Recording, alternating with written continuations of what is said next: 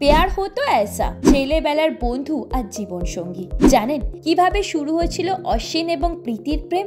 যে কোনো সিনেমার গল্পকে হার মানাবে রবিচন্দ্রন অশ্বিনের প্রেম কাহিনী। ভারতীয় দলের বোলিং আক্রমণের অন্যতম অস্ত্র রবিচন্দ্রন অশ্বিন। তার স্পিনের জাদুতে ঘায়েল হয়েছেন বিশ্বের প্রথম সারির একাধিক ব্যাটার। তবে অশ্বিন নিজেও ঘায়েল হয়েছিলেন একজনের কাছে। রবিচন্দ্রন অশ্বিন এবং প্রীতি নারায়ণের প্রথম সাক্ষাৎ শৈশবে। প্রথম থেকেই তারা একে অপরের খুব ভালো বন্ধু ছিলেন। এক স্কুল থেকে শুরু করে এক কলেজে পড়াশোনা বা অশ্বিন প্রীতির স্কুলের গণ্ডি পেরিয়ে একসঙ্গে কলেজে পড়ার সময় ধীরে ধীরে তাদের মধ্যে ঘনিষ্ঠতা বাড়ে। ক্রিকেট ও প্রেম এই দুই যেন একে অপরের পরিপূরক অশ্বিনের জীবনে। ঠিক সেই কারণেই একেবারে ক্রিকেটের মাঠেই প্রীতিকে প্রেম প্রস্তাব দিয়েছিলেন অশ্বিন। প্রীতিও সেই ডাক এড়াতে পারেননি।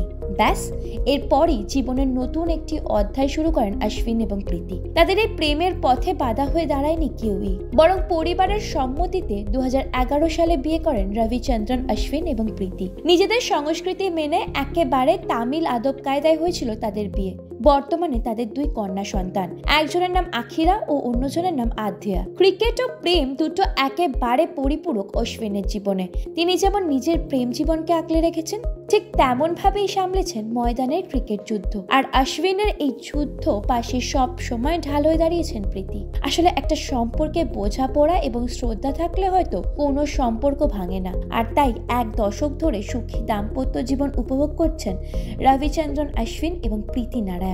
ব্যুরো রিপোর্ট, ভারত সমাচার।